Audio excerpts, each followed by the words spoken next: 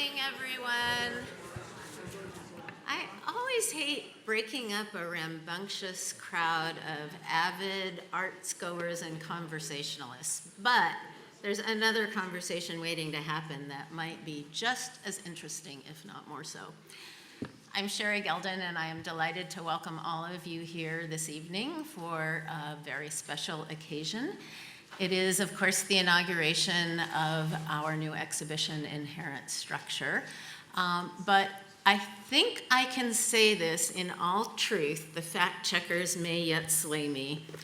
But if I'm not mistaken, in my 25 years at the Wexner Center, I don't think we've ever had an opening with as many of the artists present.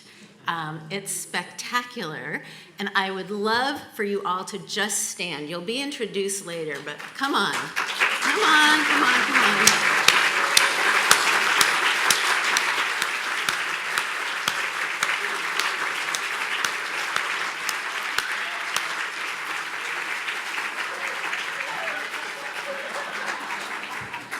Yeah, I was about to call you out on that. I'm also just thrilled to see the crowd that's here this evening.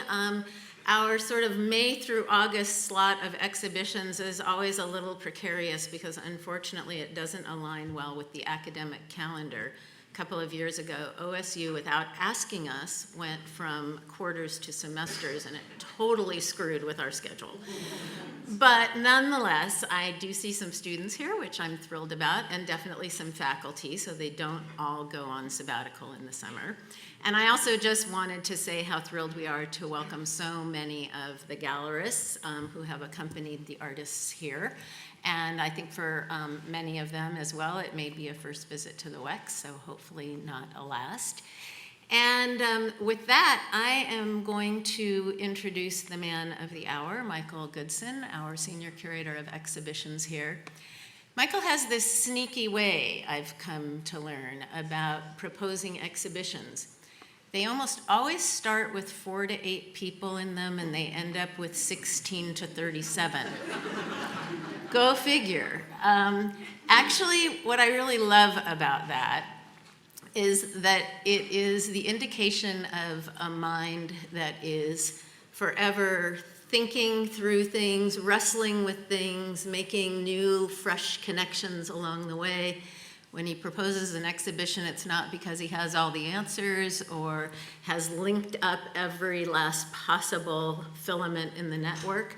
And it's been great fun having conversations with him along the way. Last spring, some of you will recall Michael's group tour de force, Gray Matters. I promise you, we didn't tell him, okay, Michael, go back and do it again with a lot of color.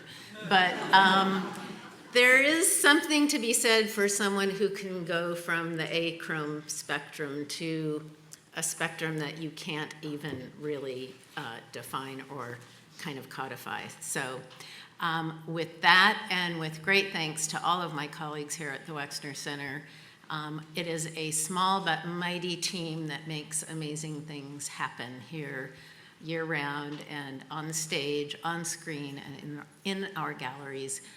But tonight, of course, is a celebration of a gallery spectacle that I think you're all going to find to be really, really fascinating. Michael Goodson.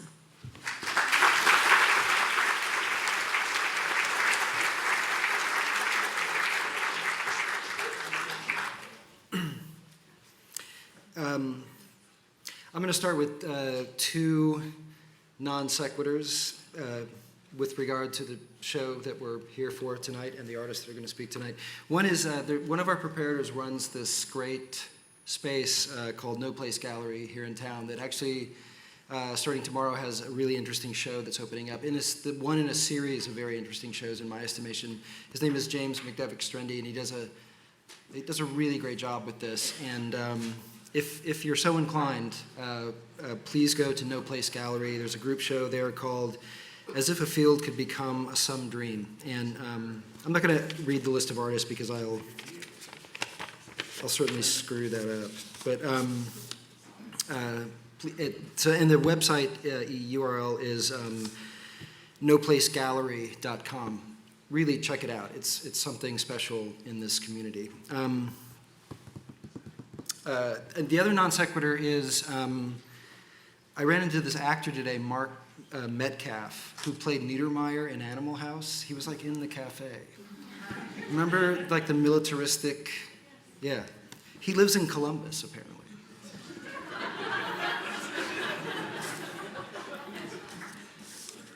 Animal House is so ingrained in my psyche in a funny way that I think I was fawning after him the way I might after like Lou Reed or something.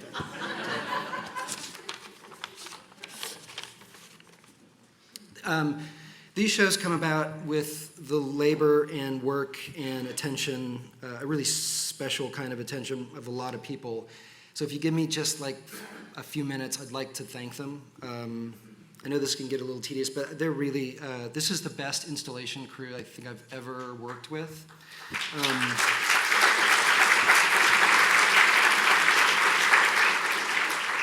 Nick Basso, Jake Colson, Kyle Downs, Amy Flowers, who is really like a venerable part of this institution. She's been here forever.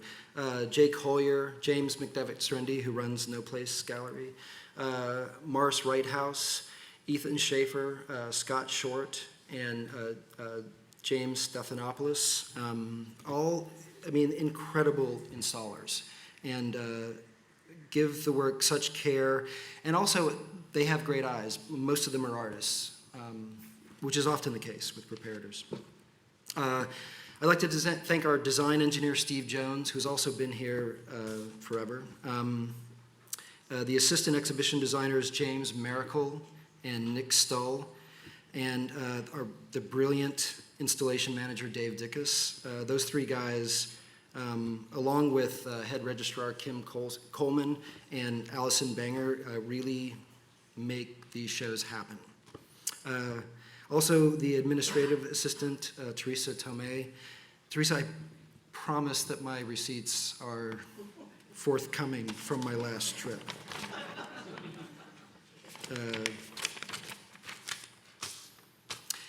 We have an incredible gallery guide for this show, and unfortunately, we nearly made smoke come out of the ears of our editor, Ryan Schaefer. So thank you, Ryan. I promise not to give you an aneurysm going forward. Or I'm going to try. Anyway, Brandon Bellog is the principal designer on this gallery guide. Thanks. Brandon Bellog is the principal designer on this gallery guide. Thank you, Brandon. It's beautiful. We have two curatorial assistants that work here, Lucy Zimmerman, Marissa Espy. Both are brilliant. Both have contributed to this gallery guide in really incredible ways. I think in essence they're kind of better writers than I am, and I really appreciate what they've given to this and the way they've devoted themselves to these projects. Megan Kavanaugh, Director of Exhibitions Management, is a force to be reckoned with in this universe, and none of this would happen without her. Thanks, Megan, very much. Bill Horrigan is our curator at large, and Sherry Gelden, our director. If two people could embody kind of the spirit of a place, I would say it's you two people. And thanks for your input and thoughts and guidance.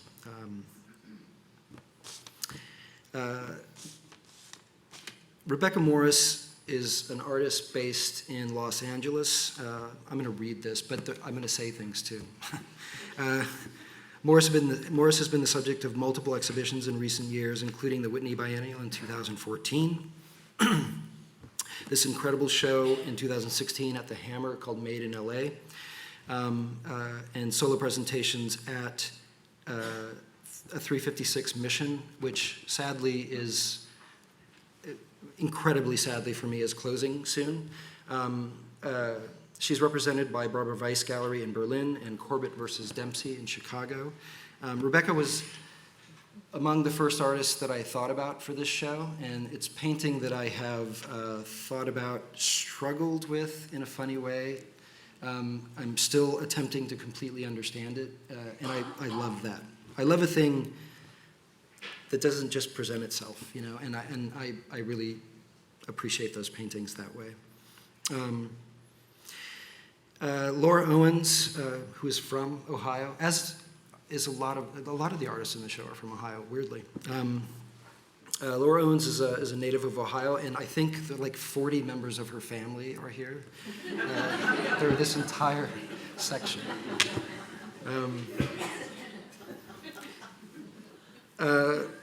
Laura has been the subject of a major career survey at the Whitney Museum of American Art. It has now traveled and is currently at the Dallas Museum of Art and will go to SF MoMA after that. She has had solo exhibitions. Really, the work in the show is culled from her solo exhibition at CCA, the Wattis Institute for Contemporary Arts in San Francisco in 2016. She did an incredible show at Secession, Vienna, in the year before that, in 2015. Also lives and works in Los Angeles, and is the founder, along with Wendy Yao and Gavin Brown, of what I think is one of the finest spaces at 356 Mission, which again, without going into it, I'm very sad about its closing. She's represented by Gavin Brown Enterprise in Harlem, New York. Ruth Root, his recent solo exhibitions include Presentation at 356 Mission in Los Angeles, the Aldrich Contemporary Art Museum in Ridgefield, Connecticut, the Hood Museum of Art in Hanover, New Hampshire. Her work has been included in recent group solo exhibitions at the Museum of Arts and Design in New York. Is that show still open? That show's still open if you're in New York. And the Albright Knox in Buffalo, and Ruth is represented by Andrew Krepp's Gallery in New York. Moderating tonight is George Rush, who's associate professor in the Department of Art and teaches painting and drawing here at OSU. He has exhibited internationally since 2001 with solo shows in Copenhagen, Madrid, Miami, New York, Texas, Ohio, and Michigan. One of those shows was, I think, my show, the show we did together. George is also one of the smartest, funniest people I know. So without further ado, Rebecca Morris, Laura Owens, Ruth Root, and George Rush. Thanks.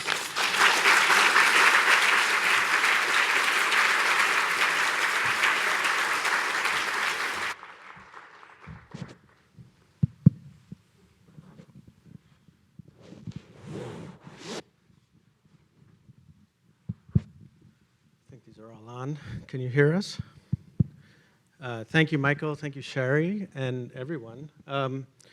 We were told that we can get right into this. And to prepare, the four of us had dinner last night and talked about what we wanted to talk about. And it was pretty wide-ranging, and a lot of things were sort of unclear still by the end of that dinner. But I came away thinking that I definitely wanted to continue to, really wanted us to focus on your paintings and abstract painting. And so I happened to upon this New York Times book review of The Road to Unfreedom by Margaret Macmillan. And I'm just going to read one quote from that because it reminded me of some of the things that we were talking about.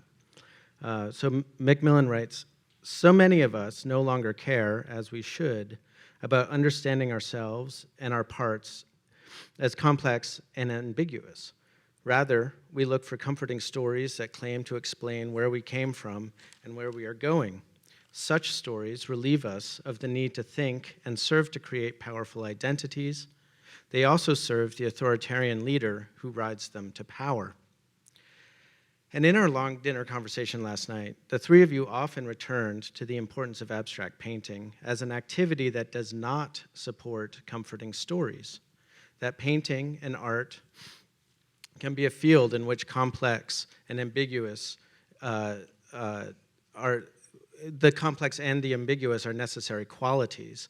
And so I'd like us to talk about, if we can, your continued commitment to abstract painting. And how its importance as something as a field where ambiguity and openness and experimentation, etc., is part of it.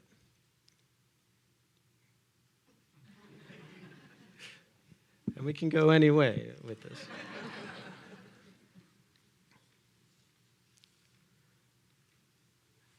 The three of you, sorry. I was going to say that I thought of myself as a more traditional abstract painter before this body of work. Is this on? Yeah. Before this body of work that's up now, that will come up in a minute. And I think that to me was abstract painting. And now I think of my work as a variation on abstract painting, or a sculptural abstract painting, or a expanded abstract painting. And what are the qualities that make it expanded or sculptural? I think before I had pretty traditional ideas of a figure-ground relationship and a wall relationship, and a concealed mechanism. And now I think these new paintings deal with a exposed mechanism and a whole different thing, but of course are to be read as abstract paintings. With that, this is Ruth, everybody. With Go ahead. I guess I'm just going to repeat what I said upstairs. I'll try to paraphrase it, that I consider myself an abstract painter because I'm more concerned with the how things get made as opposed to what I'm choosing to start with or what it might look like. And I guess I think the how question is sort of more intrinsic and more interesting to me sometimes. So, but I'm curious, as I think there's different veins of histories of abstraction and where they come from. You know, some lead through conceptual art, some do not. You know, some are strictly modernist, and we were talking about abstract. Those people who name themselves abstract painters or abstractionists or think in terms of abstraction as like there's a whole group of people that I would think are interested in making a system that talks into itself and is of its own self, and you need to kind of enter into this world that the person has created in order to understand what it is you're looking at. Like, so you need to see usually more than one of their works to understand what it is, the context for what you're looking at. Rich might be a good example of that, where you have to see more than one. I feel like it expands out, but a lot of people do that. Rich Aldrich, who's one of the artists in the show who doesn't like to stand, Yeah. he, but now has gotten more attention for not standing. Yeah. I'm definitely an abstract painter. There was a time in grad school, at the end of grad school and a little bit after grad school, that I sort of experimented with more collage or doing everything you could to make a painting without paint.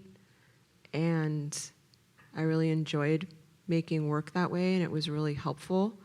But it sort of just brought me back to painting more. And I think given the time period I was doing that in, which was the early 90s, it felt at that point more radical to actually go back to just trying to make a painting in the strictest way: canvas, stretcher bar, oil paint.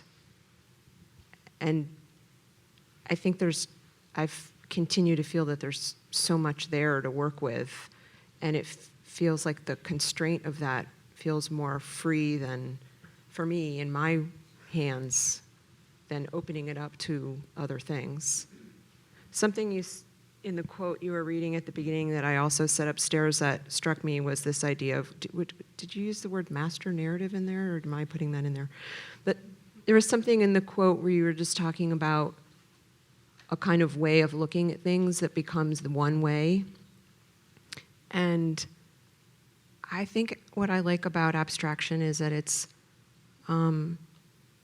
disrupting that a lot. And I've thought about this when I'm talking about my work in contexts where it's just me and I'm giving a lecture to students or however, and I'm always trying to think of a way to talk about my work that doesn't maybe just go through it chronologically, because that tends to kind of simplify how things happened, and you can get really good at doing that talk well, and then you sort of gloss over all the stuff that was out of the narrative, which is actually more important than this narrative that you tell, so it simplifies it. So I'm been trying lately to, when I give these talks, to figure out how to do them better, how to make them more real, how to make them more authentic, and how to make them more true to how I make the work, instead of a story that seems kind of canned by the end, and then you give the lecture and you just feel kind of awful.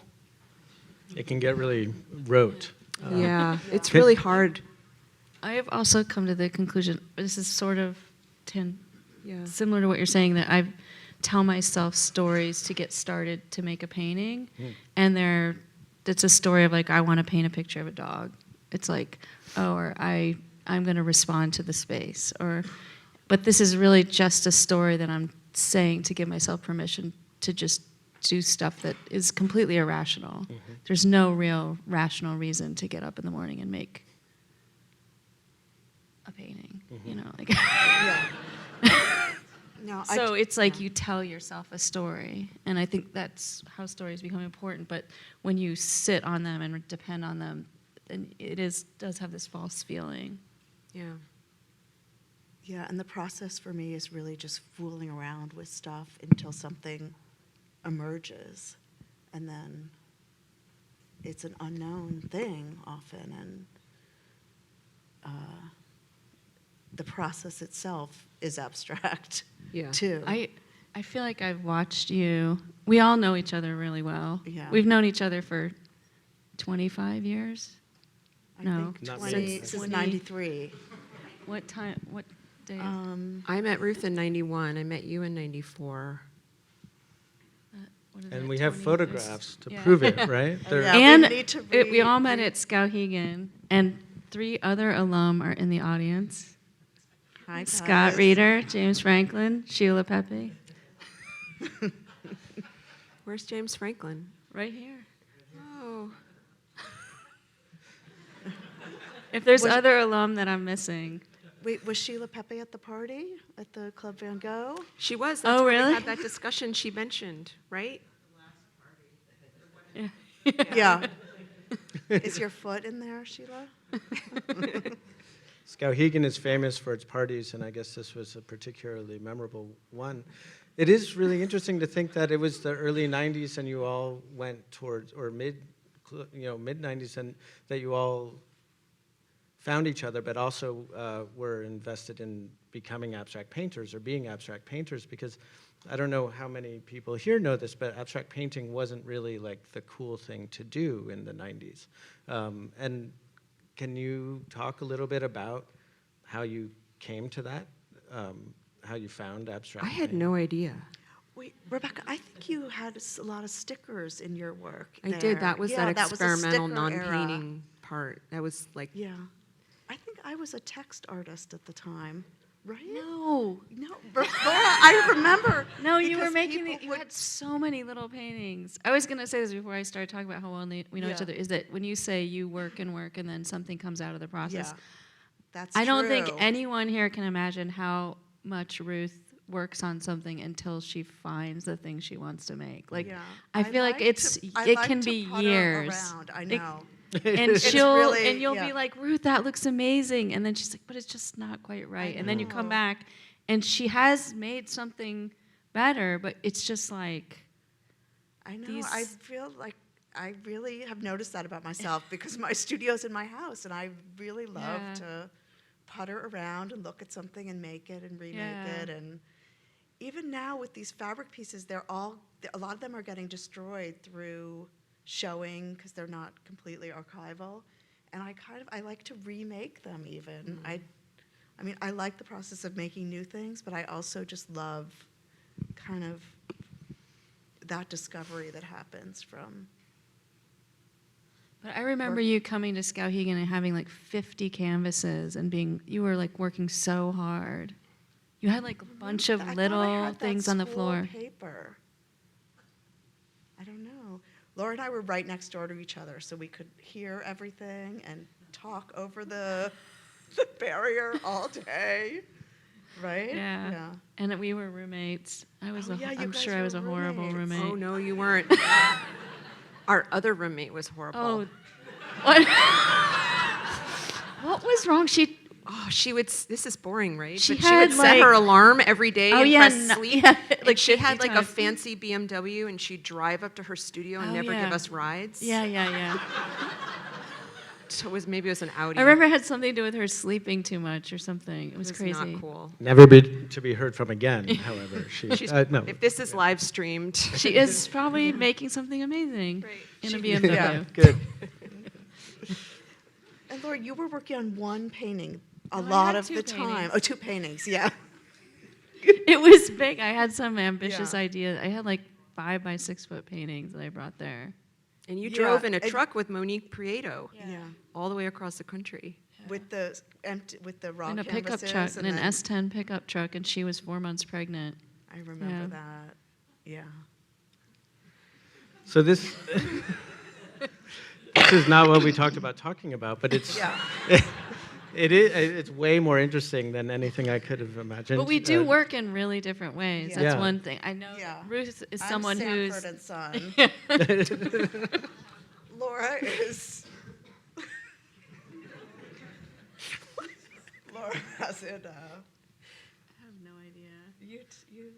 You know what's going on.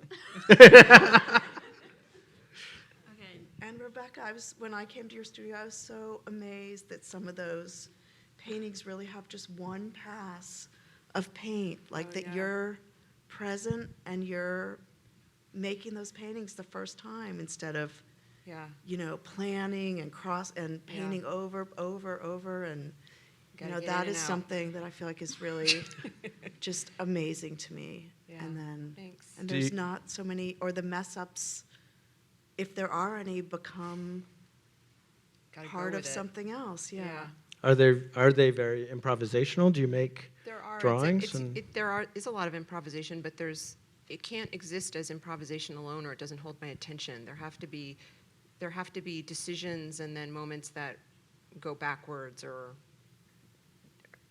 are totally different, and then they come back again. So it's all, the paintings don't take long to make actually, in the sense that to physically make them. The part that is slow is the decision making and the thinking. So sometimes they take a really long time because I'm trying to figure out what to do next.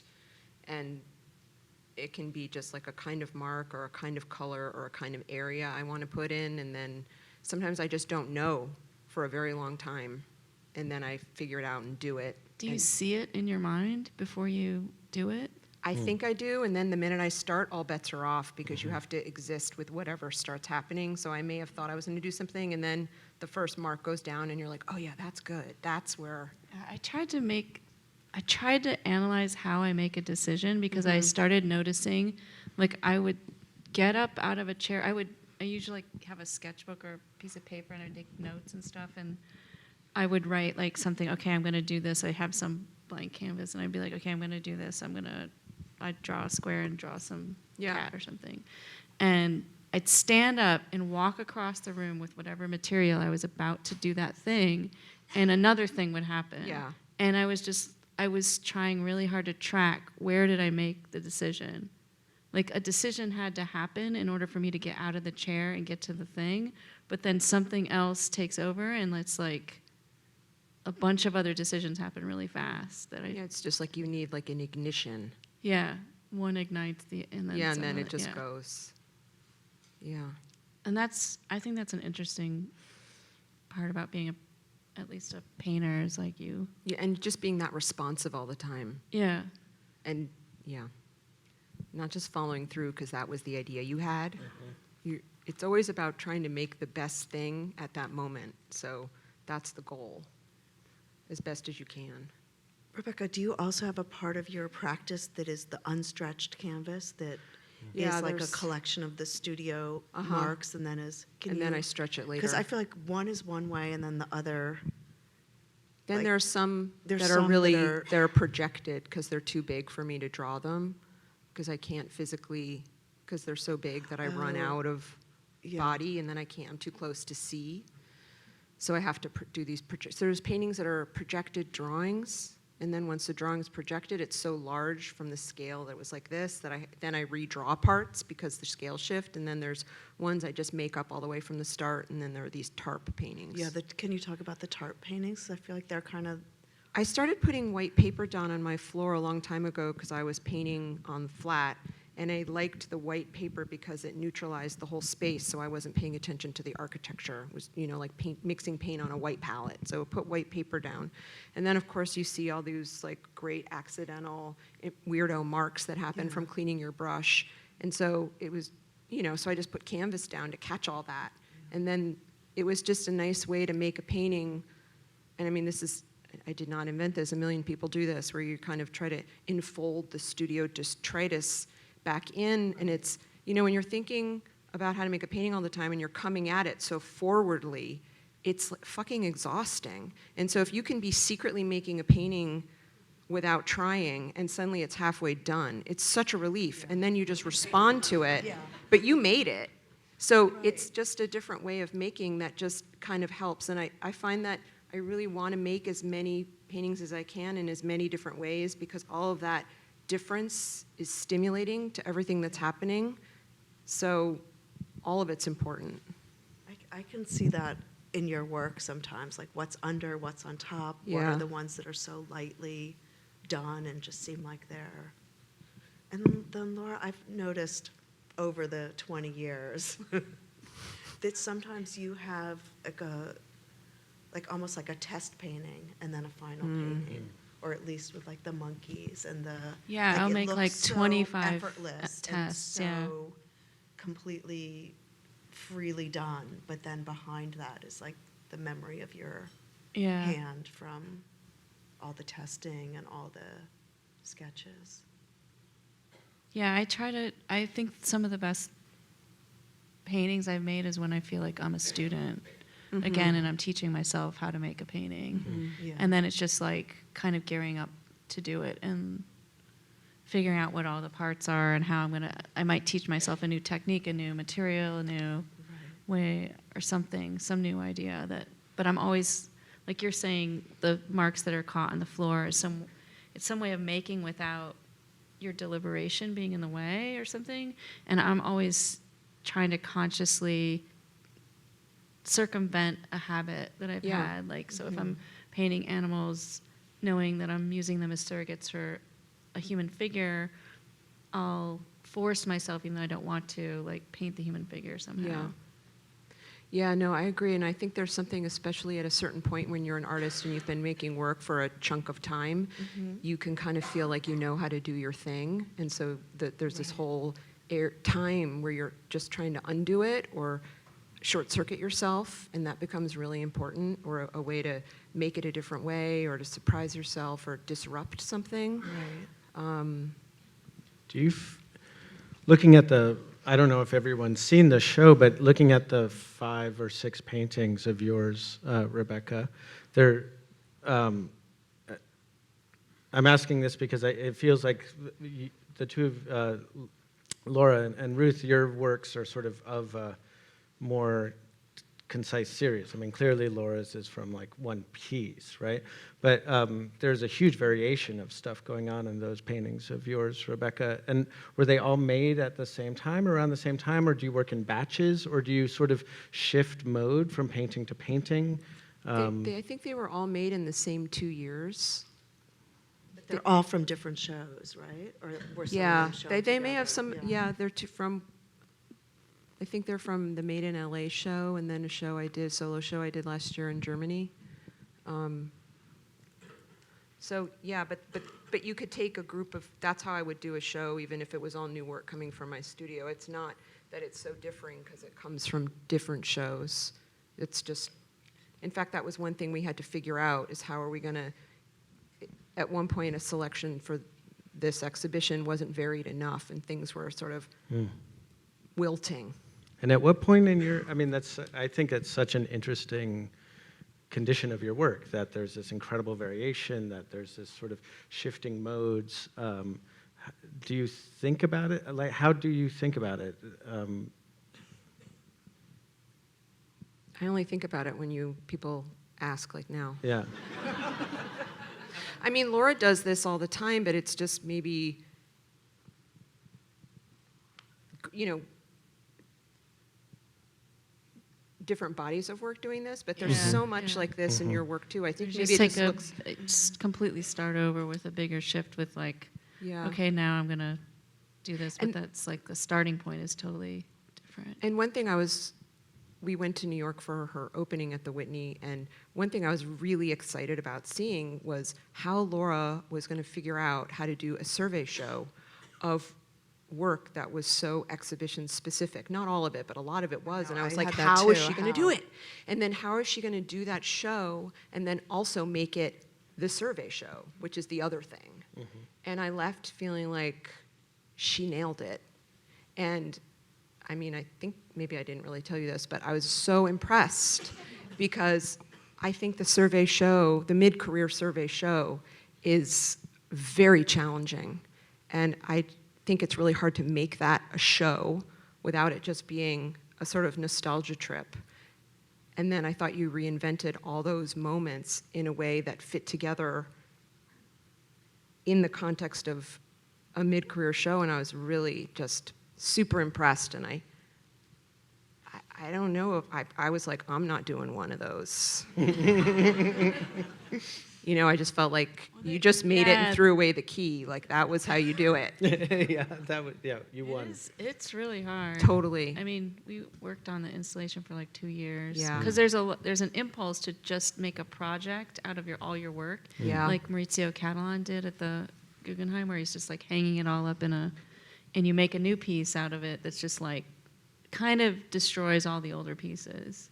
So it was like how to make it alive, but not do that, not like And not a take away from- journalistic. yeah, Yeah. and not like yeah. Well, Were you tempted to make a new piece out of all the When the it old seemed work? really hard, Yeah. I was just like, let's make one wall and just shove everything on it. You know, and Scott's like, I'm not gonna let you do that to your work. you know, something that upstairs you guys shared with me was your description that Jessica Stockholder for you early on was like Oh, yeah. standing in a painting, like being in a Jessica Stockholder installation or sculpture was like being in a painting. And then I think we were, all three of us, sort of thinking the Wattis exhibition. But for me, the survey was also had this feeling of like, I'm in Laura's mind. Yeah. Like, this is, this kind of because you didn't just represent shows or, you also then took that and torqued it or played with it, integrated the entire museum itself as a part. And one of the moments I was most sort of impressed by, shocked by, and still sort of confused by was the alphabet paintings behind the wall. And can you just share with us a little bit about that? Because it's such a, I thought, really exciting and still confounding That kind of piece move. is made to be the most like kind of mutable piece. Like you can show one or you can show all of them. You can hang them any way you want. You can make words, you cannot make words. So that piece in particular has built into it like this idea, a kind of playful idea to it with installation. So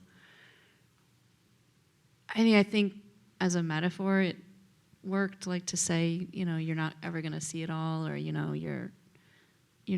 can't have your point of view is always limited, but I also thought like, okay, it's a traveling survey and there'll be another venue and this one will come out and something else will get removed and, so. Sort of like a painting, a series of Yeah. paintings, right?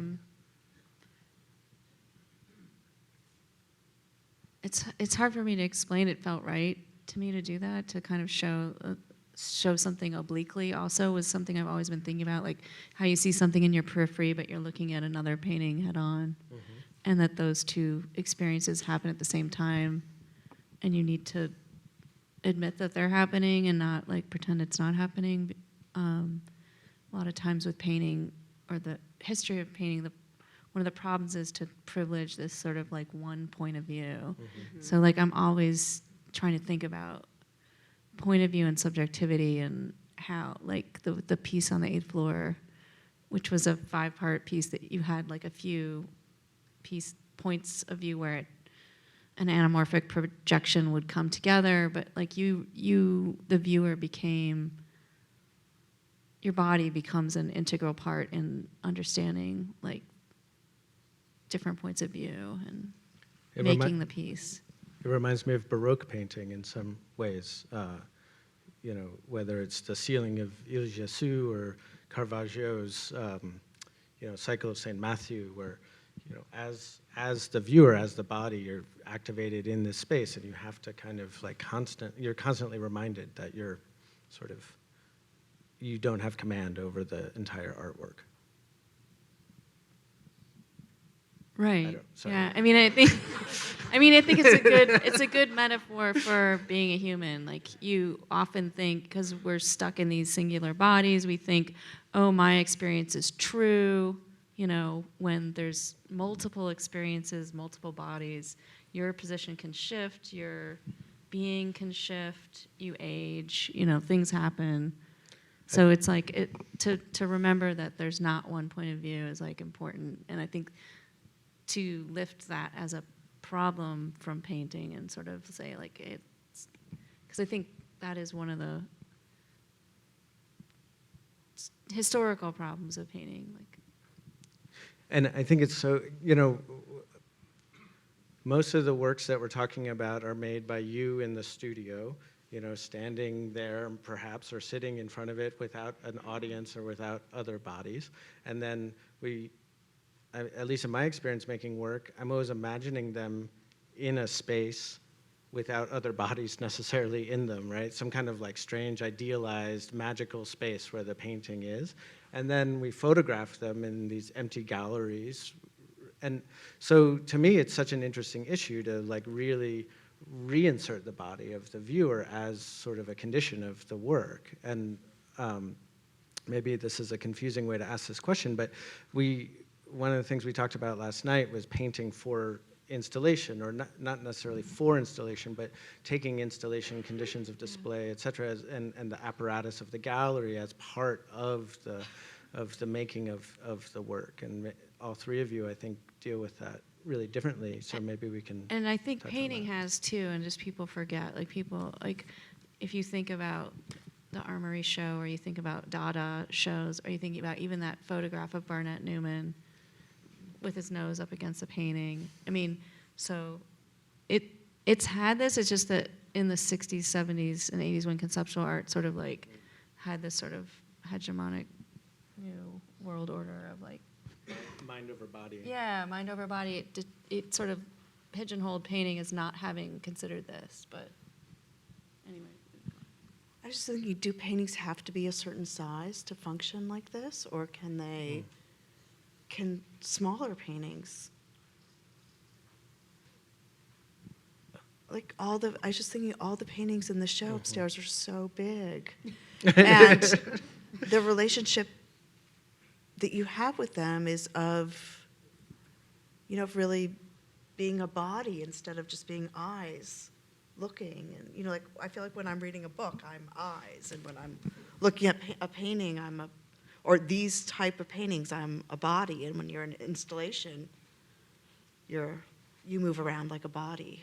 I don't know if that relates to anything, but that was just. I think totally. And in your own work, the way sheen and various material effects, or not effects, but like material affects the body, I think is very, very important. I have found with my work, I lately need it to be big and slightly, it has to be experienced as this weight, a heavy thing that's kind of like a portal. Like they can't be small for some reason. And I'm wondering. Well, it feels like it gives you more room to have all the parts and to have these sort of sections, and the vocabulary that you're using gets more space to be repeated, and you have things that it's a pattern or a reproduction within it, and you can see that happening more when we get a bigger expanse. Right. Yeah. I just think the scale, when you go big, you're just literalizing space. So that's very successful right off the bat. But then I think a lot of geometric work, whether it's abstract or not, just naturally wants to kind of fall into an architectural, relationship, because architecture is usually geometric in some way, or there's things that relate. So I think about that. None of my work site specific, but in how it's installed, I'll completely, like, if there's some weird light switch nearby and there's something in the painting that I think is vibing with it, I get excited about that. It's like something to take advantage of instead of trying to make invisible. I was really interested when you talked about the limits of the sort of your own gesture, and so then needing to project in order to kind of make what you need, and how that seems to be such a kind of wonderful, like, turn from like the kind of humanist like project of like the body, de Kooning or something, like, oh, it's my size, it's man size, it's like arm size, and instead saying like, no, this is world size, or this is this other size, and thinking about painting in LA as, I'm also interested in where you all work and how you all, how that might influence what you make. Not that it's representational of your everyday life, but the scale of LA is really different than the scale of New York. And I feel like the crowdedness of New York is like, to me, your paintings feel a little bit like Canal Street or something, old Canal Street, Now it's probably empty and like coffee. But maybe we were talking a little bit about California light, and I thought that was a really, really interesting point that you made. Could we maybe talk a bit about like what the conditions are where you all make your work? Well, if I was an artist in New York, I couldn't afford the studio I need to make the work I want to make. So that's a luxury in California. I think it's expensive, but it's not as expensive. And I do think there's something about the light there after living there for 20 years. It's very yellow and very bleaching at times, and I've had studios where I had a southern-facing bank of windows, and so from like 11 to 5, it would just be almost impossible to see color, and it would be glowing. It would be like golden hour continuously, which was really beautiful. And I think that was a time when things got paler and paler and paler. Not in a way that was negative, it occurred to me that was what it was doing. And then I think there's a very fresco surface in my paintings too, and there's just so much stucco and concrete everywhere, and you get used to seeing that. And none of it's really on purpose. It's not like, oh, I'm on the freeway, I'm gonna make a painting that's like the freeway. It's not like that. It's just that these things just creep in organic ways. So when it gets proposed, I'm like, maybe this idea of like the ache of bright was something that it's in a poem when someone wrote about my work and used this part of a poem to talk about this. And I was like, yeah, that's it. This, like, it hurts. It's so diffused and transparent. It's hard to locate it. It's hard to locate optically, like, where the image sits in your paintings for me, because there's a soft I think haze, that's that but they're fresco also look. really concrete. The fresco look, maybe very stained, very thin. Laura, your work seems to be increasingly in the realm of the desktop. Is that a fair assessment? No. Okay. Next question. Did you see the show I did in London in 2017? I couldn't remember. I'm like a stalker. I know everything. I didn't. So let me approach this a different way. The influence of digital technology and the screen has clearly become, for all of us of our generation, like more and more a part of our everyday life. And how do you see that in your work? Well, the first time I was using the computer a lot to make my work was just after CalArts, because Monique, who we said had the S10 pickup who we drove. She's a painter. She was pregnant and she didn't want to use toxic materials, so she forked over the money to get a new painter program. It was actually called Painter. And I got a copy of it, and we both were using it. She wanted to be able to easily draw and make plans without using toxic material, then like go figure out how to make it very quickly. But I just started fooling around with it and making prints, and I just realized that it's just another tool that is used in the studio, just as much as you're going to write an email about can you pay for my plane ticket to get to the show, and you're going to look at like a million colors and pick out which exact green it is you're thinking of, and like have it on the screen to kind of reference to. It's like a tool, you know. And then from there, I just used it more and more with the Painter, and then I switched over to Photoshop because it was like a little bit easier to use. And then I started making etching with Crown Point Press, and got into etching and realized that the people who made these programs must have been thinking about the way etching is made, because you use copper plates that you make an image on, and you basically, if you're doing like more traditional color etching, you're going to use CMYK, different channels on the plates, and combine colors. And this is exactly how the structure of these things. So I started thinking about it as just being the legacy of printmaking, just as much as in it not starting with, anything to do with the digital or whatever that means. I don't really know. But since it's there in the studio, yeah, like you find things, you do things with it, and like you're like, oh, let's try to make that. And there was one time, because I have a hard time starting, I had made a bunch of prints like in the 90s of like just like kind of doodles I had made on the screen, and I had not gotten started with the show, and I was like, I don't know what to make. And my mom was like, why don't you just make that? And it was like a printout, a glossy, just 8x10 printout. And so I took this printout and I translated it back into analog in my mind. I go, oh, that's probably this kind of paint, and that's probably this kind of paint. But I hadn't made it with the intention of thinking this is going to be a painting. So then that idea came forward. But I have been using projectors. The Andy Warhol, everybody uses projectors. David Hockney has that whole thing about I don't remember what it's called.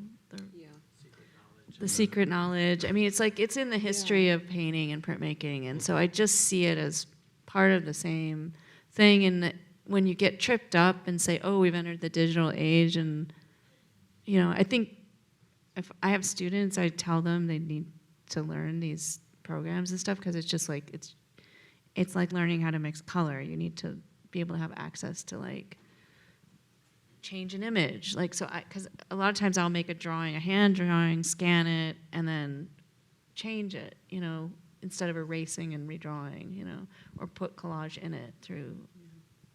We used to do this on the Xerox machine. The Xerox machine, you'd use it all the time in the same way. Right. I've always, in no way am I thinking of it in a pejorative sense, right? Like I think painting has always moved forward by responding to things outside of it.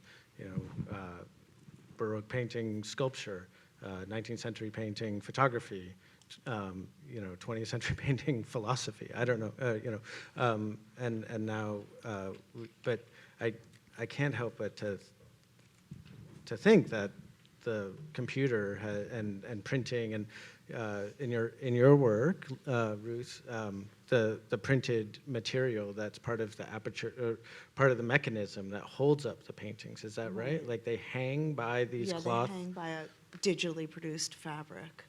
But I guess I think of it in a way, the way that Laura thinks of it, it's just a tool to make something you want to make. Like you're sort of figuring out the means in which to make it, and it's just yet another way that's ingrained into our brain about thinking about images and thinking about even just a quick way to figure something out is often through Photoshop. Yeah. And I was just going to say that when you had your show at 356 and this past year, one thing, these works are different from previous bodies of work with how they're made and, the fastening and the different materials combined. Yeah. And And they are really different, but one thing I was just really powerfully struck by was how inherently they were yours through the whole time I've known your work. And I was just like awestruck by your language coming I have through. a weird thing that I tried to change my work from those other abstract paintings, and then it's just like it came out again. I was so sick of my old work. I was just done. It was just as if every single combination of that type of painting, these were the paintings on aluminum that I But even had the work done. before that, like I know it just keeps like coming through me. it's I so don't- impressive. I'm really I mean, like it's like what everybody wants, you know? I guess so. It's like I want to make something different. I You feel are. like I am making You are. something different You are, now, but and it was so I like my incredible. new work so much more, and I'm into it. But it's funny now; it's starting to seem like it's the same thing, or like the parallel universe, and yet the same thing. So, I was impressed by it. thanks, Rebecca. I was like, That makes me. Thanks. Well, we've sort of done it. We've talked for almost an hour, and we haven't strayed from painting. So we kind of have to wrap it up. But I think that thank you so much. Thank you. thanks.